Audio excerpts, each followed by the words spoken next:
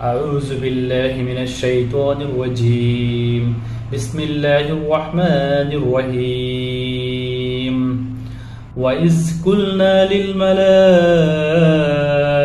اسجدوا لآدم فسجدوا إلا إبليس أبى واستكبر وكان من الكافرين আর আমি ফেরেশতাদেরকে বললাম তোমরা আদমকে সিজদা করো।